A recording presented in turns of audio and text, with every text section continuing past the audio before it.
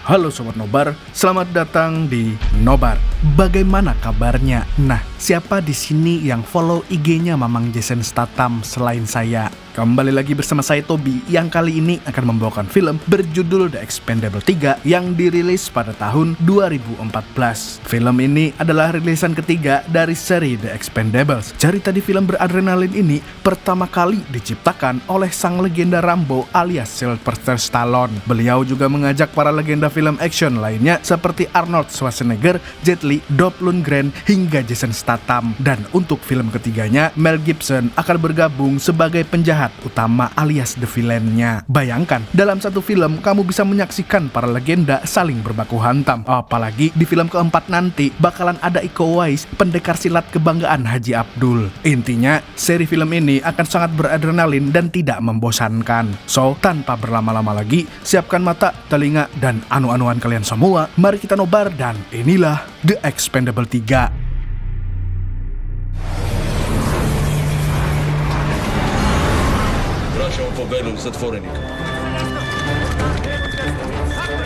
Diawali dengan sebuah misi penyelamatan yang dilakukan oleh pasukan The Expendables. Tentu saja misi ini dipimpin langsung oleh sang legend yaitu Barney Ross. Dia ditemani oleh Lee Christmas si botak brutal, Gunnar Jensen si penembak, dan Toll Roth si jago gulat. Mereka kini tengah menaiki helikopter dan berusaha untuk menghentikan kereta penjara.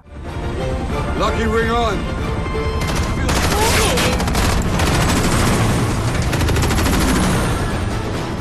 Para petugas kereta pun langsung merespon dengan serangan balik yang mematikan. Mereka menggunakan senjata yang lebih canggih daripada tim The Expendables. Beruntung, mereka terjatuh akibat tersangkut kabel listrik. Setelah situasi aman, Lee, Toll Roth, dan Gunner langsung membebaskan target mereka. Dia adalah Doc, mantan anggota The Expendables yang akan dikurung di penjara paling ketat. Namun bukannya naik ke helikopter, Doc justru ingin balas dendam terlebih dahulu kepada para petugas di kereta. Dia juga ingin membunuh semua sipir yang ada di penjara tersebut.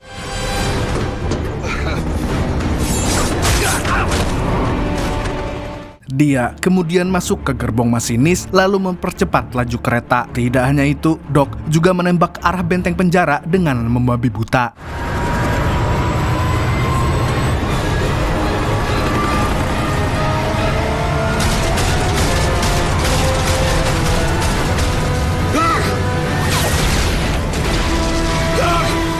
Ketika kereta akan menabrak gedung, Doc langsung naik ke helikopter Barney.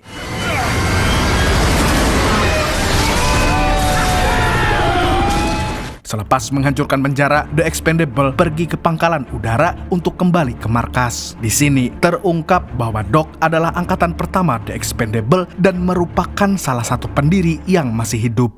Hammer, Woodsman, gone. Di dalam pesawat, Toll Roth penasaran dengan masa lalu si Doc karena konon katanya dia telah membunuh banyak orang dan korbannya melebihi wabah penyakit. Doc juga menceritakan kepada Gunner dan Toll Roth kalau dia pernah menjadi ahli medis sebelum hijrah ke dunia pergelutan. Dia lalu mengisahkan awal mula berdirinya The Expendables. Kala itu, dia dan Barney mendirikan pasukan elit ini dengan hanya 5 anggota. Kemudian bertambah menjadi 22 anggota dan lama-kelamaan semakin habis. You started out with 5. Built up. Said that jingling sound the tags make. Setiap kali ada yang meninggal, Barney akan menggantung kalung keanggotaan mereka di dalam pesawat untuk mengenang jasa-jasa yang sudah tiada. Setelah bercerita, Doc meminjam pisau milik Gunner untuk mencukur brewoknya.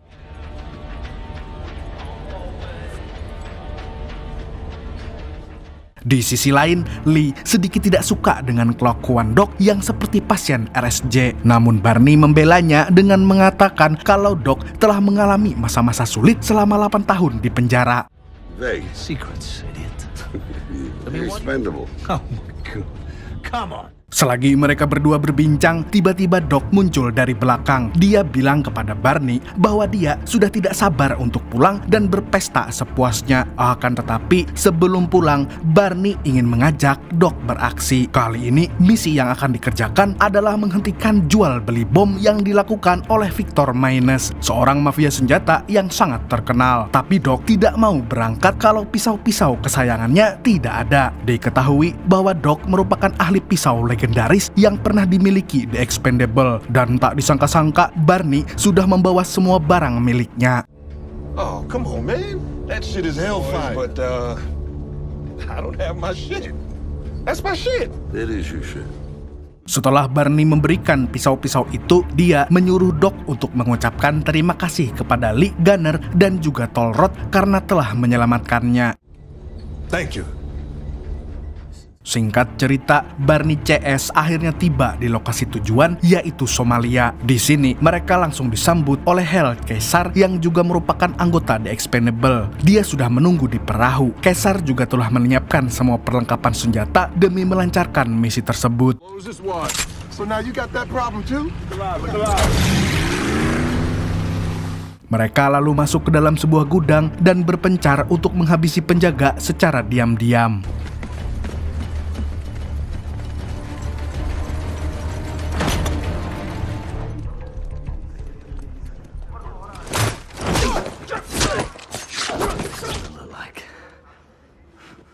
Di tempat lain, Gunner dan Caesar memantau dari perahu. Gunner juga menembaki para penjaga yang mengawasi Barney dari atap gedung.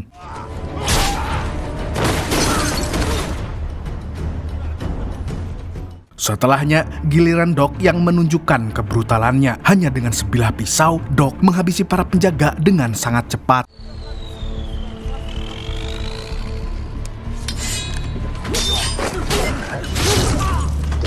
He's good. Doc kemudian membajak mesin pengangkut trailer agar Barney dan yang lainnya bisa masuk ke dalamnya. Lalu tak berserang lama, target mereka pun tiba di lokasi. Dan tidak disangka-sangka, orang yang akan menjual bom adalah Conrad Stonebanks atau yang biasa dipanggil dengan Samidi. Dia merupakan teman lama Barney yang kini mengganti namanya menjadi Victor untuk urusan bisnis. Samidi juga pernah bekerja menjadi anggota The Expendable sebelum akhirnya menjadi jahat. What's the hold up? He's dead. Sontak, Barney pun langsung membabi buta. Dia dan timnya menyerang Samiri CS sekaligus senjata dan bom yang akan diselundupkan. Thanks. Get in.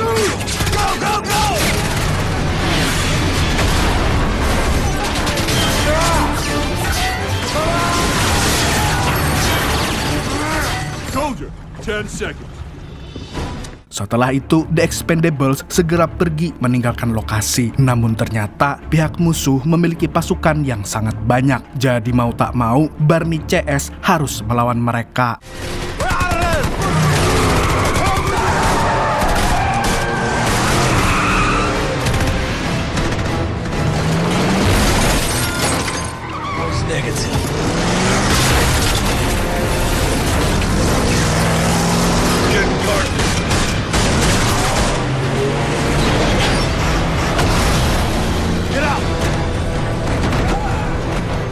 Beruntung, Barney dan yang lainnya mampu lolos dari serangan mereka. Di sisi lain, Caesar dan Gunner masih berada di perahu mereka. Keduanya pun ikut bergabung dengan tim menggunakan cara yang sangat epik.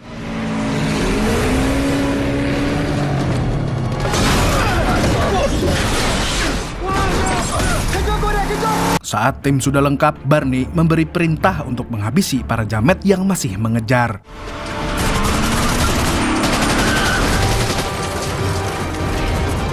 Tanpa mereka sadari, Samidi sedang mengintai dari atas. Dia juga hendak menembak kepala Barney, tapi entah kenapa dia justru menembak kaki dan pantat Caesar. Setelahnya, Samidi meluncurkan bom roket ke arah mereka.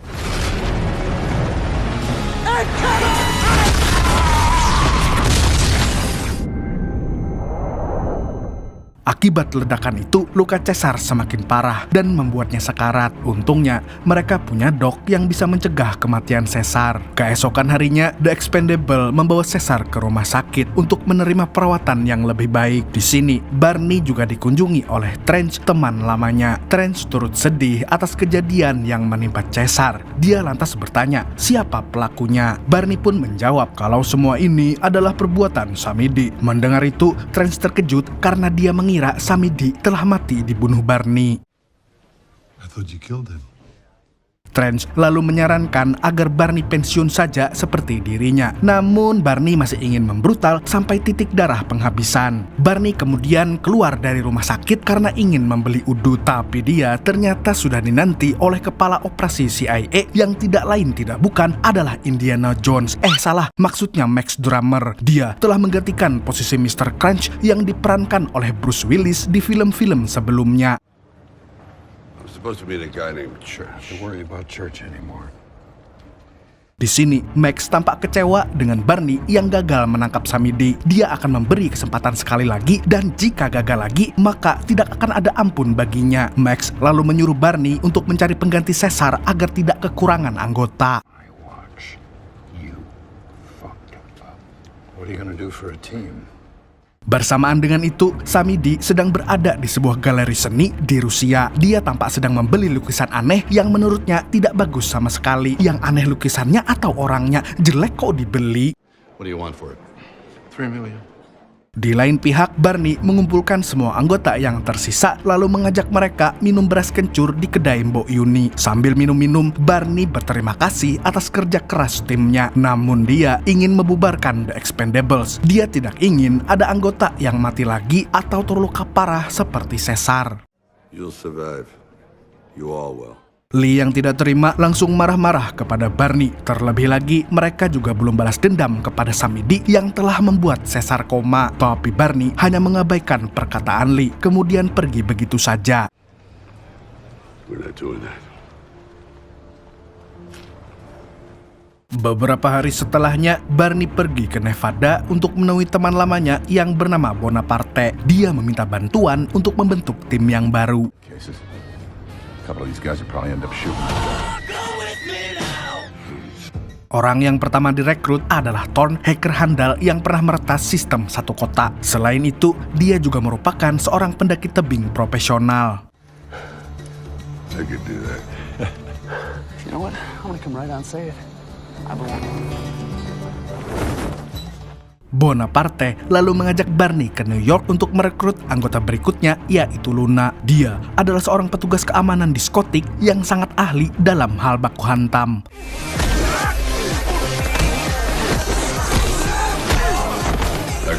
Selanjutnya, Bonaparte mengantarkan Barney ke Arizona untuk bertemu kandidat lain yang bernama Felipe Silva. Looks good, Bonaparte. Pria itu berpenampilan seperti ninja dari Konoha, tapi setelah wajahnya dibuka, ternyata dia adalah Galgo yang memalsukan identitasnya. Sebagai informasi, Galgo adalah mantan pasukan khusus yang sangat ingin bekerja sama dengan Barney. Sontak, Bonaparte pun mengajak Barney pergi karena Galgo terlalu tua untuk misi ini, apalagi jika dibandingkan dengan Thorn dan Luna. It's like I have this covered. They find another great Spaniard. Karena gagal direkrut, Bonaparte pun menggantinya dengan orang lain, yaitu Marlito. Dia adalah ahli senjata sekaligus ahli menembak. Mars are not gonna meet Barney Ross. XM25 assault rifle, laser range, 25mm. Dan untuk anggota terakhir, Bonaparte mengenalkan Barney kepada sosok John Smile. Dia adalah mantan pasukan khusus yang kini banting setir menjadi petarung jalanan. Tapi sayang sekali, dia kalah ketika Barney menonton pertandingannya. Dia juga dikenal sebagai orang yang sulit diatur. Bonaparte pun hendak mengenalkan kandidat lain, namun Barney tetap ingin merekrut John. Menurutnya, John memiliki potensi yang bisa dikembangkan. Meskipun John ragu, pada akhirnya dia terpaksa menerima tawaran Barney karena dia membutuhkan uang untuk mencicil leasing motor. Hey. Malam harinya, Barney bersiap untuk kembali ke markas. Ketika hendak pergi, tiba-tiba Max sudah berada di dalam mobilnya. Dia kemudian memberi informasi tentang keberadaan Samidi. Together a deal with some Albanian mobster. You got 30. Samidi sedang berada di kota Bucharest dan Barney harus segera menangkapnya. Namun, dia dilarang untuk membunuhnya karena pihak CIA ingin menyerahkan Samidi ke pengadilan militer di Den Haag, Belanda. Sebelum pergi, Max memperingatkan Barney untuk tidak gagal dalam misi ini. No, never is. That's the way it's done. Don't trash the place. Tanpa membuang waktu lagi, Barney langsung mengumpulkan tim barunya di pagi hari. Tapi dia kembali didatangi oleh tim lamanya, yaitu Lee, Gunner, Doc, dan Tolrod. Mereka masih tidak terima karena dibubarkan. Apalagi kini Barney bekerja dengan tim baru tanpa memberitahu mereka. Doc pun menyebut tim ini sebagai tim yang amatir. Sontak, hal tersebut pun menimbulkan ketegangan di antara mereka. You're assholes. Who you calling asshole, Grandpa? Toy? Boy. Lee pun akhirnya mengajak yang lain untuk pergi saja. Namun sebelum angkat kaki, Lee menunjukkan skill lempar pisaunya kepada para pemuda itu. Tak berselang lama, Barney dan tim barunya pun berangkat menggunakan pesawat The Expendable. Tetapi yang menjadi pilot kali ini adalah Trench. Di dalam pesawat, John bertanya kepada Barney kenapa dia sangat ingin menangkap Samidi. Barney pun langsung memberikan dokumen dari Max yang berisi semua bukti kejahatan Samidi. Why you want to take out this guy so bad? Ketika John membuka dokumennya, dia melihat semua hal jahat yang dilakukan mafia tersebut. Tapi dia juga melihat tato The Expendables di tangan Samidi. Pada waktu yang sama, Lee dan yang lainnya sedang menggalau di rumah masing-masing. Mereka tidak tahu harus melakukan apa karena sejak timnya dibubarkan, mereka resmi menjadi pengangguran seperti saya.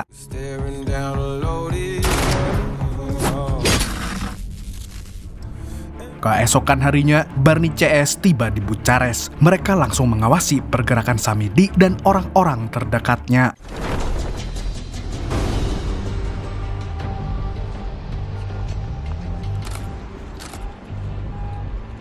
Cartel king. Maybe he's overcompensating for something. What do you drink it down there, Barney? Setelah mengintai keamanan lawan, Barney and the gang pun kembali ke markas untuk membicarakan strategi mereka. Awalnya, Barney menyarankan agar tim langsung menggerebek di lokasi jual beli senjata. Akan tetapi, tidak ada yang setuju dengan rencana tersebut karena terlalu berisiko. Di sisi lain, Thorn mengajukan rencana lain, yaitu meretas sistem hotel yang ditinggali oleh Samidi. Dengan demikian, mereka bisa menyusup lalu menangkap Samidi. Tanpa banyak berpikir, semuanya pun setuju dengan rencana Thorn.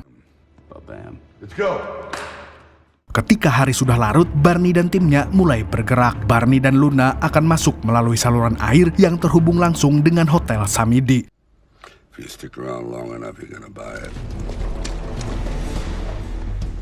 Sementara itu, Thorn akan bertugas mengendalikan drone pengintai untuk melaporkan situasi di luar.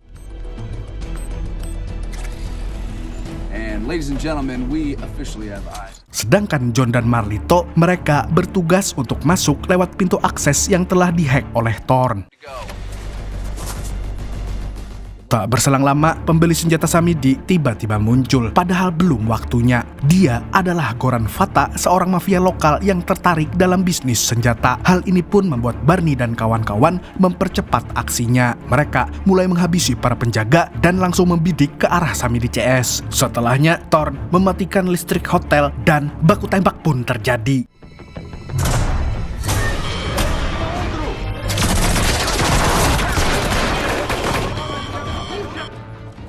Thorn juga telah menutup akses untuk semua pintu keluar sehingga Samidi tidak bisa kabur kemanapun. Kemudian giliran Luna yang bertindak. Dia langsung menghajar Samidi dan anak buahnya.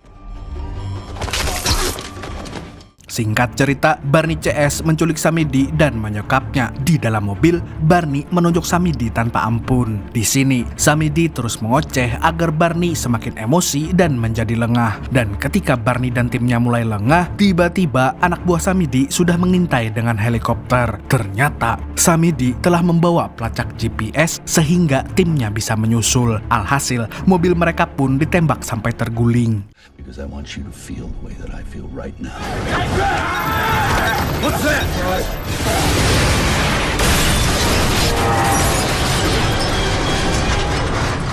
anak buah Samidi juga menembakkan roket ke arah Barney dan membuatnya terpental ke dalam sungai. Namun karena terbawa arus, Samidi tidak bisa menemukannya. Oleh karena itu, dia memutuskan untuk menculik Thorn dan yang lainnya dan akan menjadikan mereka umpan. I need a body, find him.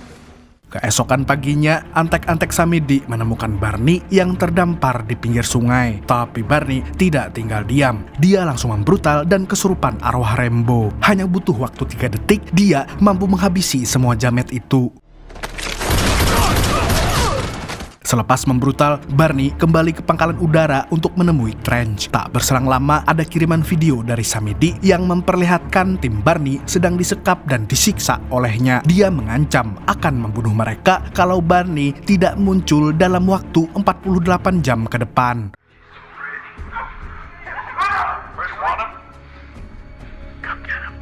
Barney pun memutuskan untuk menyelamatkan anak buahnya. Trench berusaha membujuk supaya Barney mau memanggil Lee dan kawan-kawan. Tetapi dia tidak mau karena mereka sudah pensiun. Dan tak lama kemudian muncullah sosok Galgo. Dia meyakinkan Barney untuk membawanya ke dalam misi ini. Walaupun ragu, Barney akhirnya menerima Galgo berkat kegigihannya dalam membacot. Galgo sounds like a Parisian. Bahkan saat Barney sibuk menyiapkan pesawat, yang dilakukan Galgo hanyalah menceritakan masa lalunya. Tapi apa boleh buat, Barney memang membutuhkan bantuannya. Singkat cerita, pesawat pun siap untuk diterbangkan. Namun ketika hendak lepas landas, tiba-tiba pesawatnya dicegat oleh Lee dan kawan-kawan. Mereka juga ingin ikut di dalam misi ini. My old team.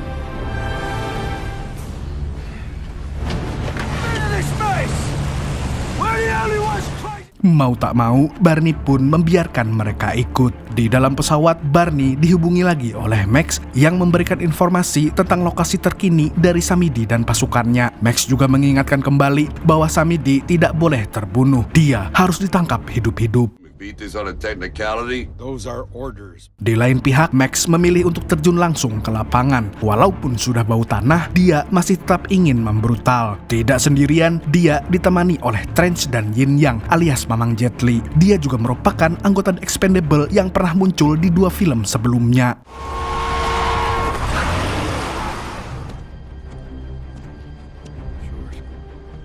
Where's your team, Major Drama? Church was his home.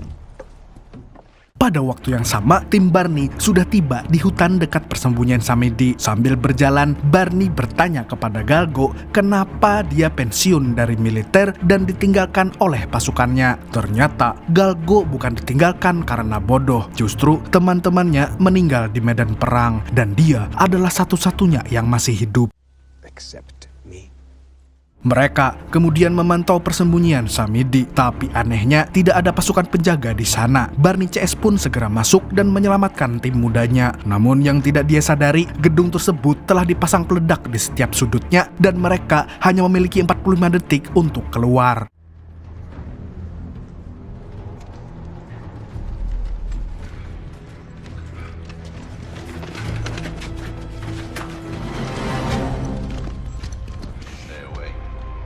But I'm relieved some of it there you got. How about 45?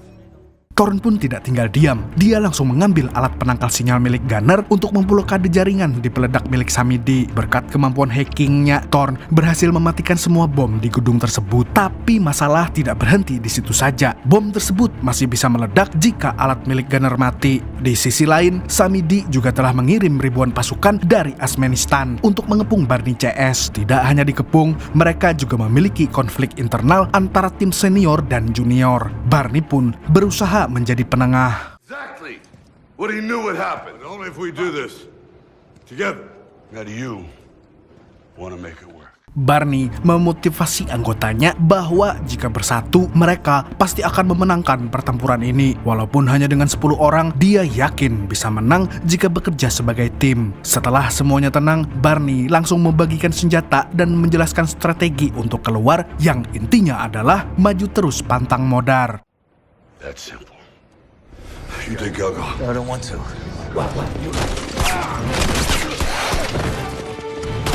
Post up!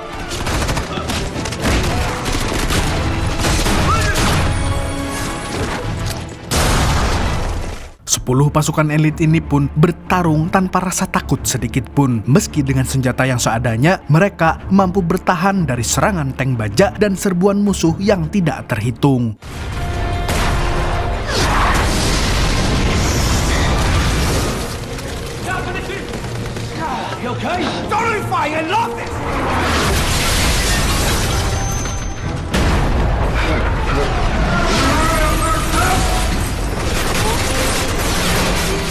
Beruntung, Max datang tepat waktu. Dia bersama dengan Trench dan Yin Yang membantu lewat serangan udara.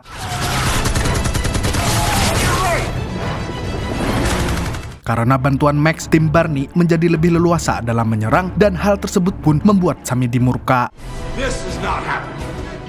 Di sudut lain, Luna sedang berjibaku dengan para tentara, sedangkan Galgo sibuk menghindari serangan jarak jauh dan ajaibnya dia tidak terluka sedikit pun. Galgo kemudian membantu Luna untuk membabat tentara musuh hanya dengan satu terjangan saja.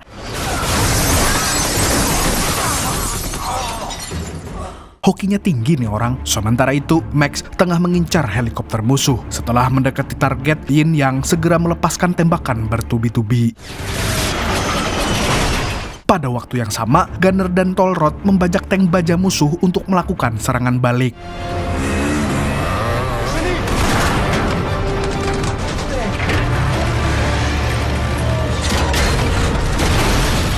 Saat perang sedang sengit-sengitnya, Samidi kembali mengutus anak buah. Kali ini dipimpin oleh pria bongsor, sebut saja Paijo. Namun hanya dalam waktu singkat, Lee dan kawan-kawan mampu melumpuhkan Paijo beserta antek-anteknya.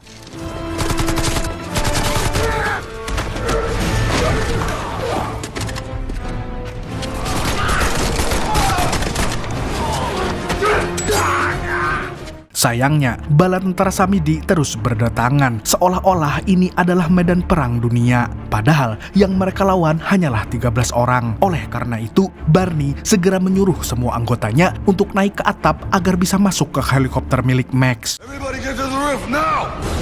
Got it.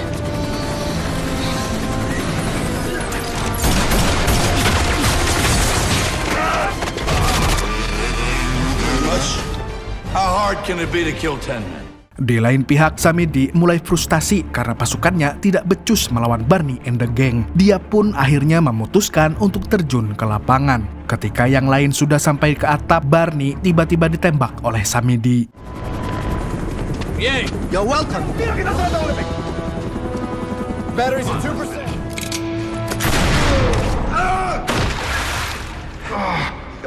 Samidi kemudian mengajaknya gelut dengan tangan kosong. Sebagai seorang legenda hidup, tentu saja Barney menerima tantangannya.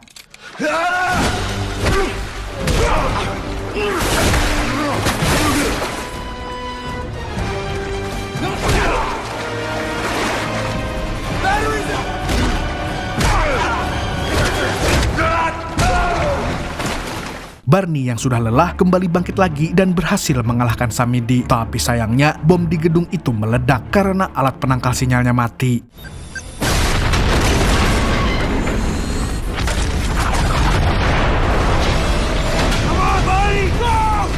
Tanpa berpikir panjang, Barney langsung berlari ke helikopter sebelum gedungnya roboh.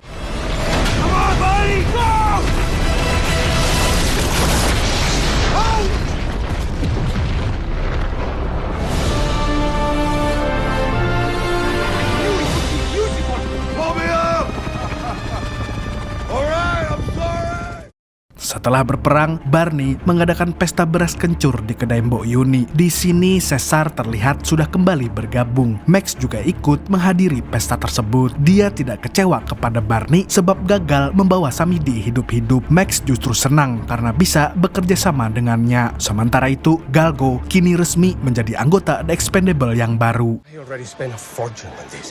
You know what I mean? Semua orang pun gembira, termasuk Trench yang kembali dari pensiun dan akan terus membrutal bersama Yin Yang. Lalu, film pun tamat dengan sangat epik. Tall people don't laugh loud. Film ini mengajarkan kita kalau jumlah tidak terlalu penting dalam perang. Yang terpenting adalah strategi. Akan tetapi, jumlah sangat penting dalam mencari pasangan. Kalau Anda kismin dan pengangguran, pengemis di lampu merah juga nggak akan mau. Bang, kok yang dibahas The Expendables 3 sih? Nah, kalau kalian mau yang saya bahas film pertama dan keduanya, komen aja di video ini. Nggak lama lagi, film The Expendables 4 akan keluar. Siapa yang sudah tidak sabar menunggu untuk menonton Iko Uwais melawan Jason Statham. Segitu dulu untuk hari ini. Saya Tobi mewakili orang yang kalau mau mandi nimba air dulu, mengucapkan sampai jumpa di video selanjutnya dan kamsya. Assalamualaikum warahmatullahi wabarakatuh.